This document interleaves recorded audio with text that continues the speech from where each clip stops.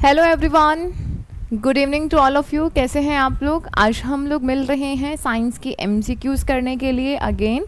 और अगेन ये सेशन आप लोगों का रिकॉर्डेड ही रहेगा, ठीक है। और बहुत ही इम्पॉर्टेंट क्वेश्चंस है जो हम आज की क्लास में करने वाले हैं, और इसी वजह से आप इसे अपने दोस्तों के साथ शेयर करना बिल्कुल नहीं भूलेगा। आपके जितने भी अपकमिंग एग्ज़ाम्स हैं उन सभी के लिए ये सेशन बहुत ही ज़्यादा इम्पॉर्टेंट होने वाला है। ओके, तो चलिए हम लोग शुरू करते हैं। देखिएगा, हम लोगों ने 500 क्वेश्चन की एक सीरीज स्टार्ट करी हुई है, उसी के अंदर हमारा ये क्वेश्चन है। आपको बताना है कि ब्लड सर्कुलेशन जो होता है आपकी बॉडी के अंदर, उसको सबसे पहले एक्सप्लेन किसने किया था? ल्यूवेनहॉक ने, विलियम हार्वे, जे.जी. मेंडल या रोनाल्ड रॉस? आपको बताना है, क्योंकि हमारी बॉडी में क्या है, आपके पूरे बॉडी में ब्लड सर्कुलेट होता है और उसी के ज़रिए ही आपके पूरे बॉडी तक ऑक्सीजन पहुंचती है और जितने भी न्यूट्रिएंट्स हैं वो सारे पहुंचते हैं, ठीक है। इसी वजह से हम बोलते हैं कि मतलब आपकी बॉडी में ब्लड का सर्कुलेशन होना बहुत ज़्यादा ज़रूरी है। अगर कहीं पर भी आपके बाई चांस दर्द हो रहा है तो इट मीन्स आपका जो सर्कुलेशन है वो सही से नहीं हो पा रहा है, ठीक है। तो इसके बारे में बताने वाले कौन थे? विलियम हार्वे थे। सेकेंड नंबर ऑप्शन जो है ये बिल्कुल सही हो जाएगा, ठीक है। आपका सेकेंड नंबर ऑप्शन जो है बिल्कुल करेक्ट है। ऐसा होता है ना बहुत बार कि जैसे कि आप लोग सो रहे हैं, आपकी जो बाजू है वो आपके सिर के नीचे आ गई है, तो जैसे आप सुबह उठेंगे तो बहुत पेन होता है। वो इसी वजह से, क्योंकि सर्कुलेशन अच्छे से नहीं हुआ, ऑक्सीजन प्रॉपरली पहुंची नहीं और इसी वजह से पेन हुआ। क्लियर? तो किसने बताया? विलियम हार्वे ने। नेक्स्ट देखें, आपको बताना है आईसीटी कंपोनेंट्स कौन से हैं? System, software, operating system. Second है input device, output device, storage device या मेमोरी डिवाइस। थर्ड है hardware, software, user network. And fourth है कंप्यूटर, इंटरनेट, एलसीडी, प्रोजेक्टर। आपको बताना है कि आईसीटी ये आपका इंफॉर्मेशन कम्युनिकेशन टेक्नोलॉजी से रिलेटेड एक क्वेश्चन है। आपको बताना है कि इनमें से कौन सा आईसीटी के मेन कंपोनेंट्स हैं, जिसकी वजह से हम बोलते हैं कि ये सूचना प्रौद्योगिकी के पार्ट हैं, ठीक है। चलिए देखिएगा, अब यहाँ पे थोड़ा सा जब आप देखेंगे ना कि देखो, system, software, operating system, just ये सॉफ्टवेयर का पार्ट है, ठीक है। Input device, output device, storage device, memory device, तो इसमें सॉफ्टवेयर, हार्डवेयर दोनों।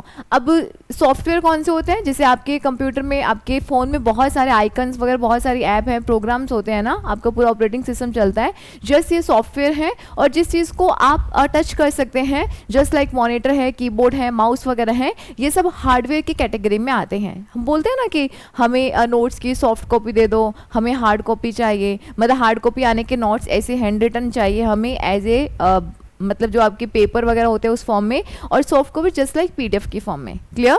तो इसका जो राइट आंसर है वो आपका रहेगा, जब आप इन सारे ऑप्शंस को देखेंगे तो सी नंबर आप पाएंगे कि ज़्यादा करेक्ट है, क्योंकि इसके अंदर हार्डवेयर सारे डिवाइस आ जाएंगे, सॉफ्टवेयर यूज़र जो यूज़ करता है, और नेटवर्क ये सभी आईसीटी के ही तो पार्ट है ना, क्योंकि उसके अंदर यूज़र भी होना चाहिए, कनेक्टिविटी होना चाहिए, नेटवर्क होना चाहिए, ये सारी चीज़ें होनी चाहिए। क्लियर? तो सी नंबर ऑप्शन आपका करेक्ट है। नेक्स्ट देखें, आपको बताना है कि इनमें से कौन सा एक ऐसा प्लेनेट है जिसे हम सुबह और शाम का तारा कहते हैं। बहुत इंपॉर्टेंट है, बहुत ही अच्छा क्वेश्चन है। बुध, मरकरी, वीनस, मार्स, सैटर्न। बताइए जल्दी से, इस क्वेश्चन का आंसर कीजिए। इनमें से कौन से प्लेनेट को हम सुबह का तारा या शाम का, गया नहीं आएगा यहाँ पे, और इवनिंग स्टार, मॉर्निंग स्टार और इवनिंग स्टार कहते हैं। इसका जो राइट आंसर है वो आपका रहेगा वीनस। वीनस को हम बोलते हैं सुबह और शाम का तारा कहते हैं। शाम होते होते एक चमकीला सा तारा आपको दिखाई देता है ना, जस्ट वो यही वाला है जिसे हम बोलते हैं शुक्र कहते हैं। नेक्स्ट देखें, बहुत अच्छा क्वेश्चन, लाइट से। प्रकाश की किरण तरंग गति के साथ प्रकाश की सीधी गति पर आधारित होती है। कारण कहता है प्रकाश तरंग और अणुओं के रूप में व्यवहार करता है। आपको बताना है, ये कुछ लाइट की क्वालिटी या उसकी स्पेसिफिक कुछ बातें कही गई हैं। आपको इसका आंसर करना है कि कौन सा स्टेटमेंट यहाँ पे करेक्ट होगा। दोनों सही हैं, कारण कथन को एक्सप्लेन कर रहा है, दोनों सही हैं, बट एक्सप्लेनेशन नहीं है। ए सही है, आर गलत है, या ए गलत है, आर सही है।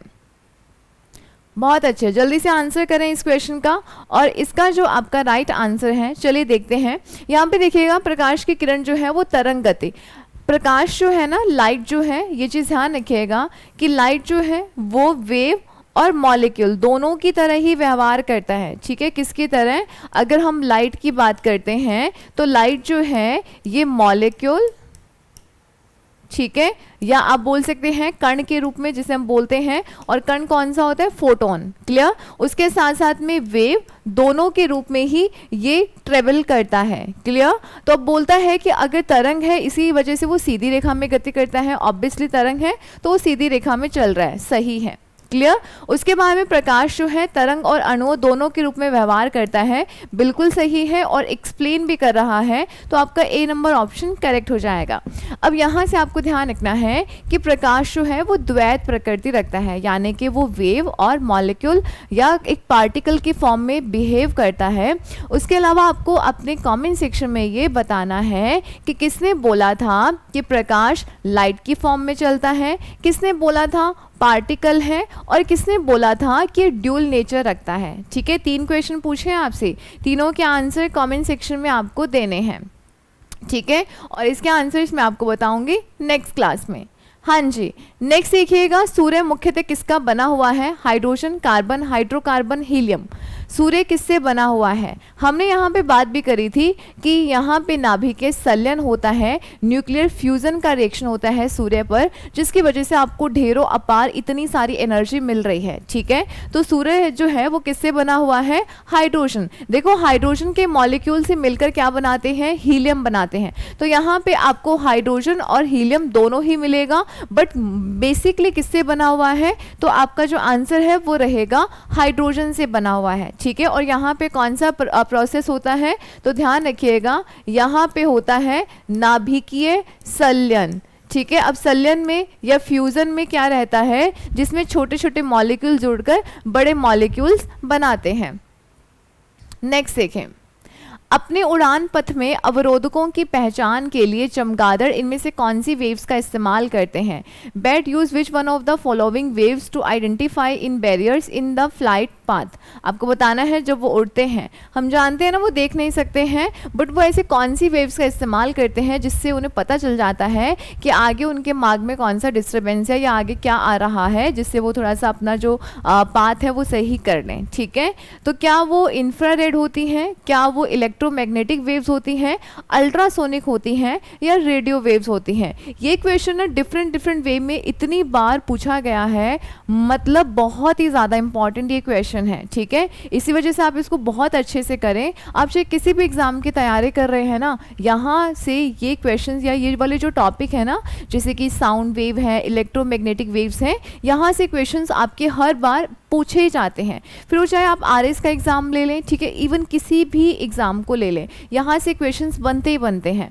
इसका जो राइट आंसर है वो है अल्ट्रासोनिक वेव्स। अल्ट्रासोनिक वेव्स का इस्तेमाल करता है चमगादड़। क्या होता है, जैसे कि अपने अंदर से अल्ट्रासोनिक वेव्स को निकालेगा, अगर रास्ते में कोई रुकावट है ना, तो ये जो वेव्स है ये यहाँ से टकराएंगी और फिर आएंगी। ठीक है, अब ये वेव्स जितने भी टाइम के बाद आएंगी ना, जैसे कि मान लो यहाँ से टकराई और 1 सेकंड में आ गई, तो उससे उसको आइडिया हो जाएगा कि अच्छा इतने टाइम के बाद आ रही हैं, तो ज़रूर ये जो कोई भी डिस्टर्बेंस है वो इतनी दूरी पर होगा।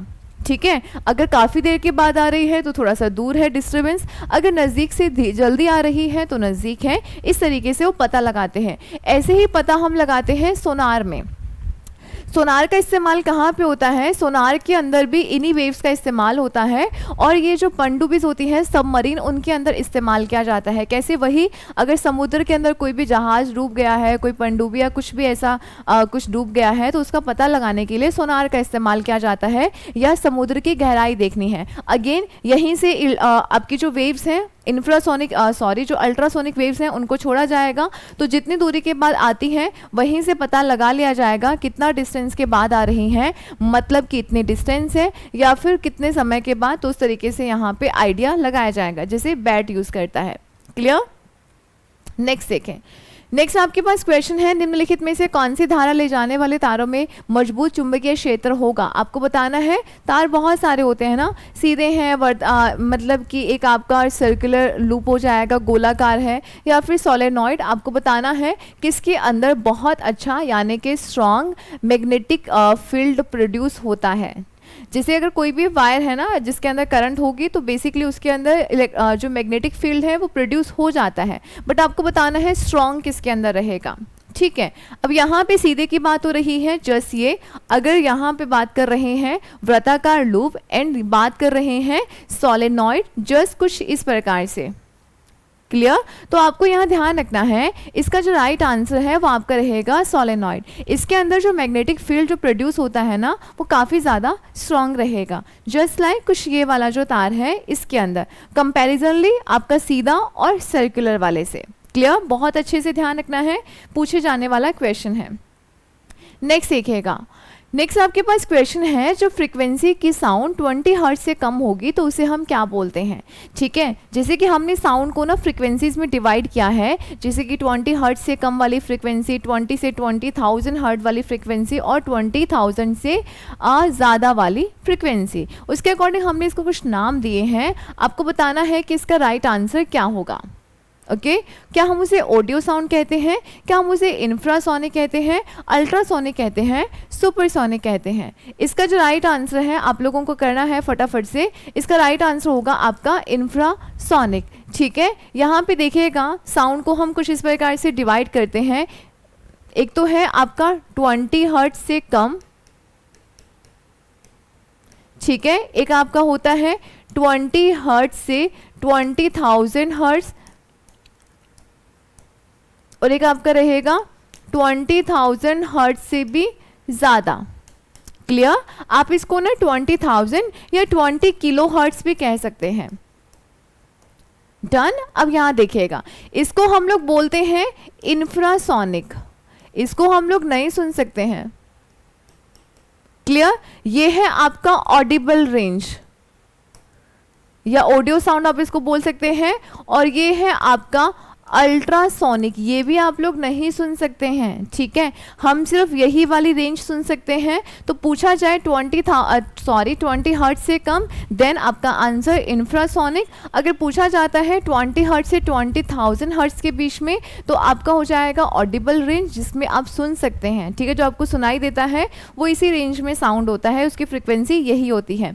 उसके अलावा अगर 20,000 हर्ट्ज से ज़्यादा की बात कर रहे हैं तो वो आपका रहेगा अल्ट्रासोनिक, वो भी हम नहीं सुन सकते हैं। चमगादड़ है, सोनार है, इन सब में इसका इस्तेमाल किया जाता है। जो सोनोग्राफी की जाती है, अल्ट्रासाउंड किया जाता है, उसके अंदर भी अल्ट्रासोनिक वेव्स का ही इस्तेमाल किया जाता है। ठीक है, नेक्स्ट देखें। नेक्स्ट आपके पास क्वेश्चन है, इंद्रधनुष में 7 रंग होते हैं। ठीक है, कथन कहता है, कारण कहता है प्रकाश का फैलाव अपने घटक रंगों में टूट जाता है।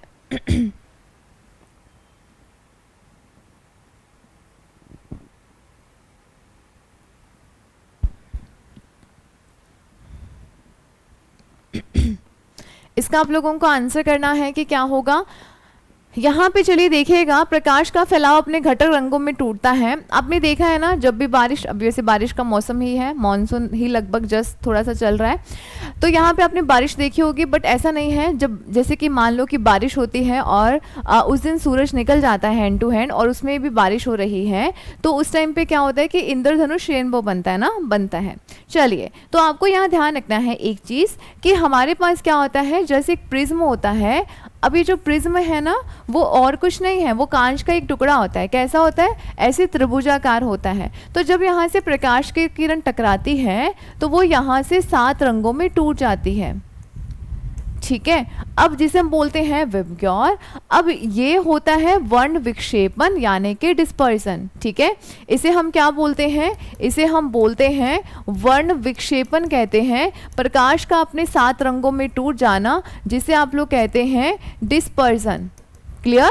तो यहाँ पे जब बारिश होगी ना, तो बारिश के टाइम पे जो पानी की बूंद है वो भी एक व्यवहार करेगी प्रिज्म की तरह। तो जैसे ही पानी की बूंद यहाँ से आएगी तो प्रिज्म की व्यवहार करके यहाँ से क्या होगा, 7 रंगों में टूट जाएगी। हालांकि इंद्रधनुष ऐसे नहीं बनता है, वहाँ पे पहले अपवर्तन होगा, फिर टोटल इंटरनल रिफ्लेक्शन होगा और उसके बाद में आपके वर्ण विक्षेपण होता है। ठीक है, उस प्रोसीजर के जरिए आपको यहाँ ध्यान रखना है कि प्रकाश का फैलाव अपने रंगों में टूट जाता है।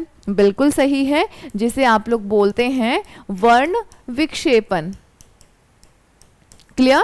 उसके बाद में इंद्रधनुष में 7 रंग होते हैं, बिल्कुल सही है। तो दोनों ही स्टेटमेंट क्लियर है, सही है, और इसका ए नंबर ऑप्शन आपका करेक्ट हो जाएगा। ठीक है, नेक्स्ट देखें। नेक्स्ट आपके पास क्वेश्चन है, टेलीविजन के आविष्कारक कौन थे? जल्दी से इस क्वेश्चन का आप लोग आंसर कीजिए, टेलीविजन के आविष्कारक कौन थे?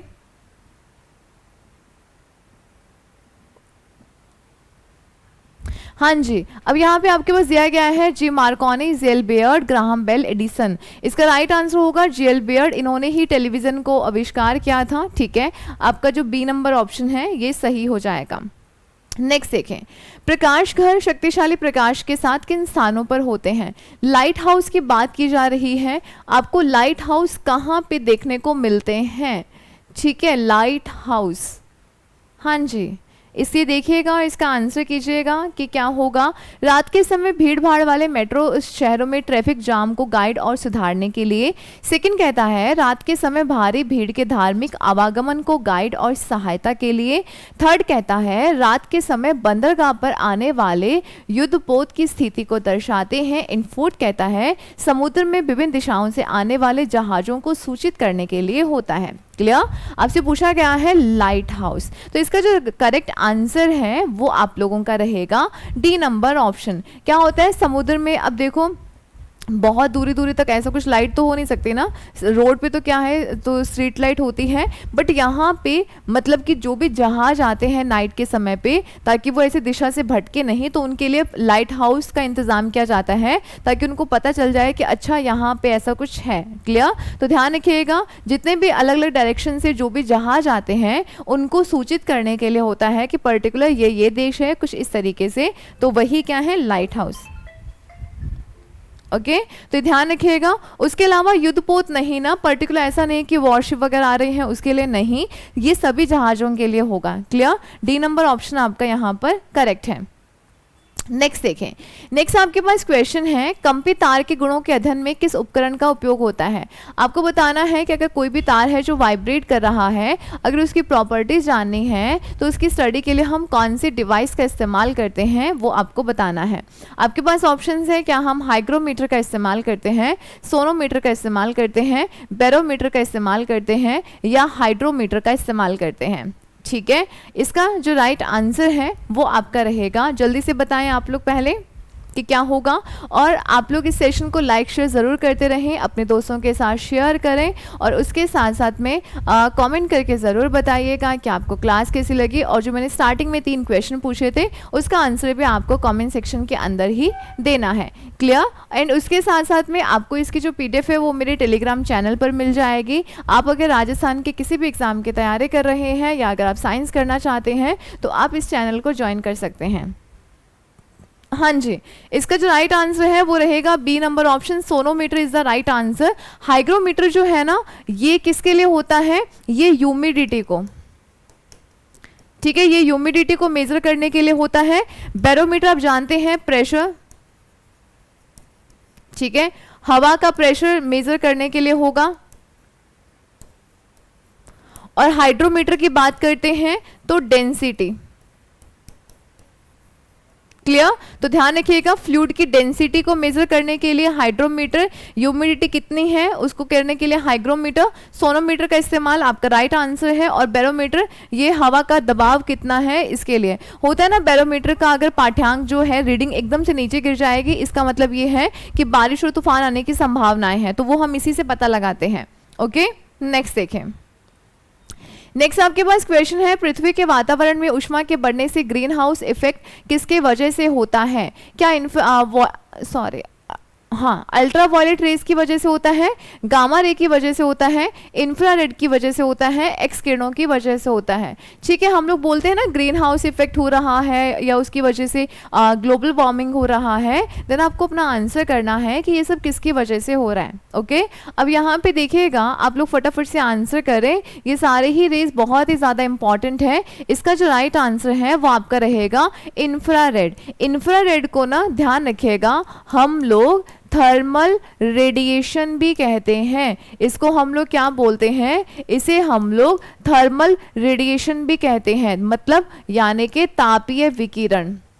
जो गर्माहट देने का काम करे। आप लोग जब धूप में बाहर खड़े होते हैं तो आपको जो गर्मी से फील होती है वो इसी रेडिएशन की वजह से होती है। अब ये जो अल्ट्रा वायलेट है ना, ये क्या काम करती है, जैसे कि टैनिंग वगैरह करना, उसके अलावा स्किन कैंसर के चांसेस इससे बढ़ते हैं, आपकी स्किन को ख़राब कर सकती है।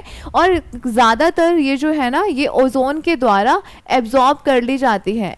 ठीक है, ये चीज़ आप इसको ध्यान रखिएगा, लगभग बहुत ज़्यादा जो है एब्जॉर्ब हो जाएगी। थोड़ा बहुत आता है जैसे कि UVA टाइप, और उसी से हमारा बॉडी जो है वो विटामिन डी का फॉर्मेशन करता है। क्लियर। गामा किरण का इस्तेमाल होता है, जिसकी रेडियोथेरेपी वगैरह जो है कैंसर के इलाज में हम इसका इस्तेमाल करते हैं। और एक्स किरणों का इस्तेमाल होता है, जैसे कि सिक्योरिटी में जब जांच की जाती है तो इन्हीं का इस्तेमाल होता है।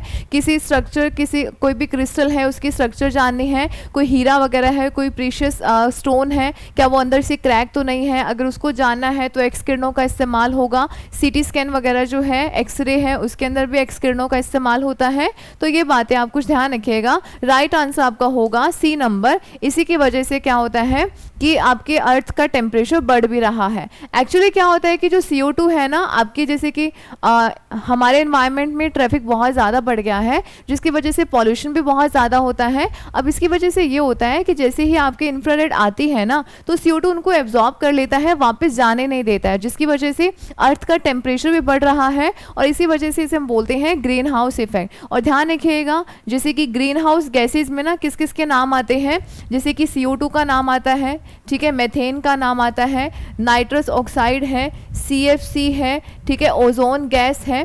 उसके अलावा अगर हम बात करें तो जो H2O है ना, अब H2O कौन सी, वेपर, ठीक है, ये तो बहुत ही ज़्यादा डेंजरस है। क्लियर। ये कुछ बातें आप यहाँ ध्यान रखिएगा।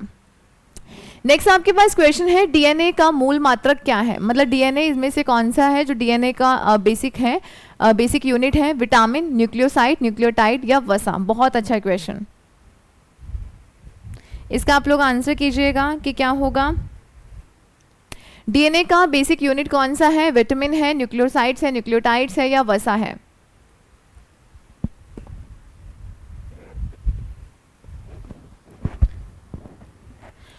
हाँ जी, इस क्वेश्चन का जो राइट आंसर है वो आपका रहेगा न्यूक्लियोटाइड्स। ठीक है, आपने देखा है ना कि जो DNA है उसके अंदर क्या होते हैं, जैसे कि शुगर होती है, ठीक है, 5 कार्बन की शुगर है, पेंटोज शुगर होती है, फॉस्फेट ग्रुप होता है।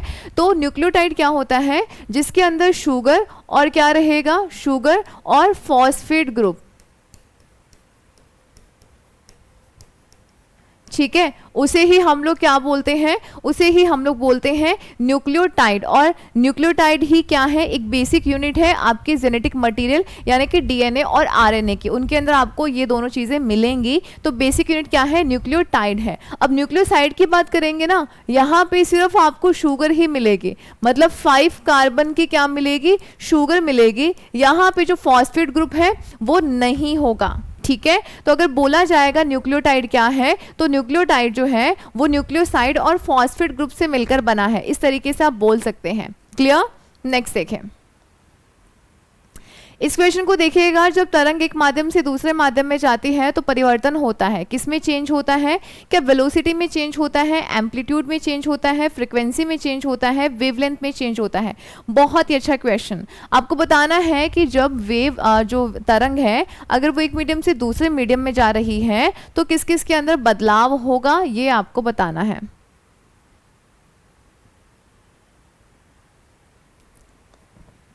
हाँ जी, आप लोग फटाफट से इसका आंसर करें कि क्या हो सकता है।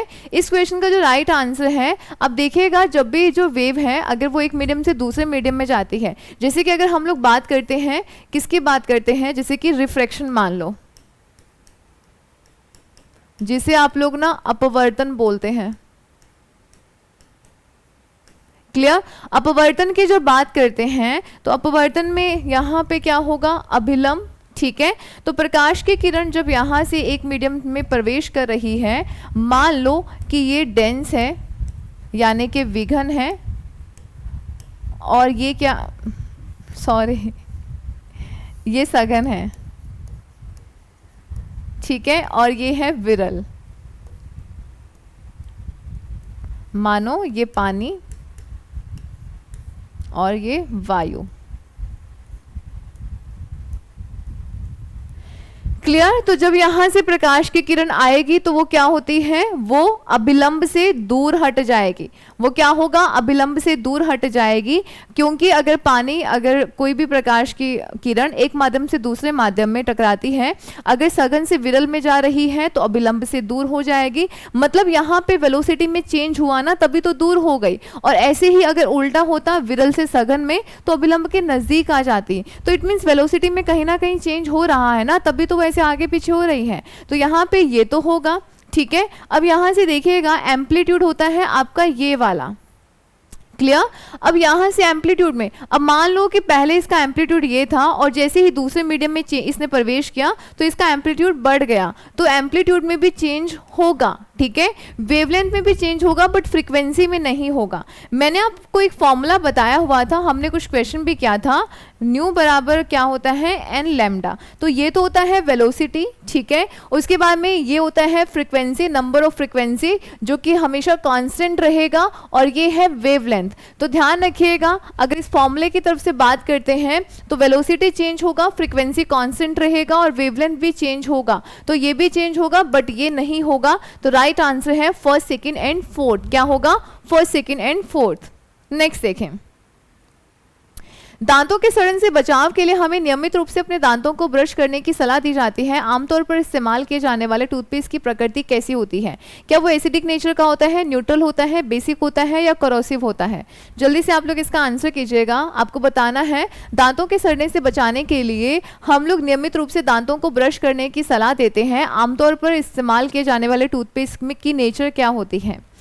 आपको ये चीज़ ध्यान रखना है बहुत अच्छे से, जैसे कि हमारे जो दांत हैं वो किस वजह से ख़राब होते हैं। जैसे कि हमने कुछ भी खाया और अगर वो जो फूड पार्टिकल है जब हमारे दांतों में फंस जाता है, दांतों में फंसने के बाद वो पड़ा रहेगा वहाँ पे, तो सड़ने लगेगा, और सड़ने के बाद वो कैसा, किस नेचर का बना देता है, एसिडिक नेचर का, ठीक है। सड़ने लग जाएगा और वहाँ से बैक्टीरिया प्रोड्यूस होंगे। तो इसके लिए हम लोग क्या करते हैं, उसको रिमूव करने के लिए हम लोग टूथपेस्ट का इस्तेमाल करते हैं, जो कैसा होना चाहिए, बेसिक नेचर का होना चाहिए। कैसा, बेसिक नेचर का। राइट आंसर होगा, तभी तो वो एसिड और बेस मिलके क्या होगा, न्यूट्रल होगा, और जिसकी वजह से आपके जो दांत है वो साफ हो जाएंगे। अगर न्यूट्रल है तो कोई दिक्कत नहीं होगी। तो सी नंबर ऑप्शन जो है ये आपका सही हो जाएगा।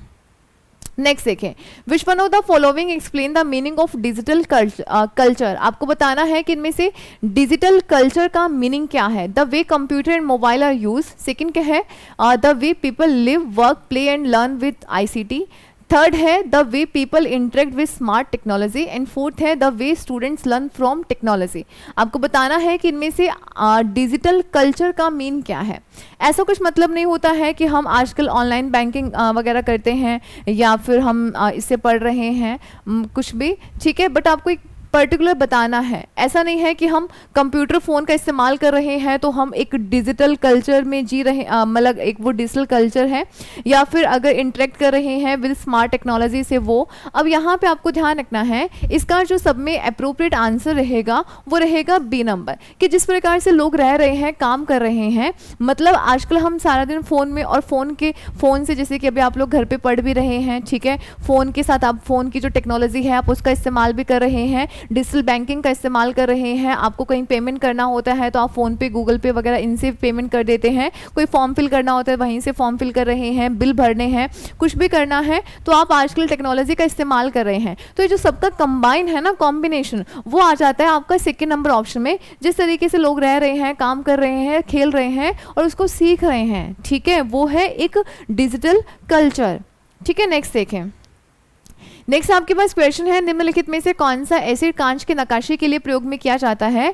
यहाँ पे देखिएगा, सल्फ्यूरिक एसिड है, हाइड्रोफ्लोरिक एसिड है, नाइट्रिक एसिड है या हाइड्रोक्लोरिक एसिड है। आपको बताना है कि इनमें से कौन सा है जिसमें कांच की नक्काशी की जाती है। अगर कांच पर डिजाइनिंग करनी है तो हम किसका इस्तेमाल करेंगे, कौन से एसिड का इस्तेमाल करेंगे। ओके, इसका जो राइट आंसर है वो आपका रहेगा हाइड्रोफ्लोरिक एसिड, ठीक है। क्या रहेगा, इसका नाम है हाइड्रोफ्लोरिक एसिड।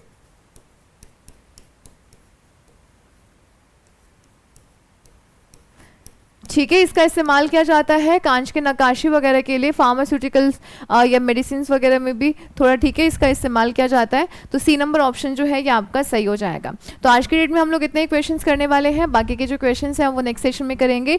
सेशन कैसा लगा कमेंट सेक्शन में ज़रूर बताइएगा। पहली बार आ रहे हैं तो चैनल को सब्सक्राइब कर लें, बेल आइकन को प्रेस कर दें। इसका जो PDF है वो आपको मेरे Telegram channel Divya Chandani ma'am पे मिल जाएगा। मिलते हैं नेक्स्ट सेशन में, टेक केयर, बाय बाय।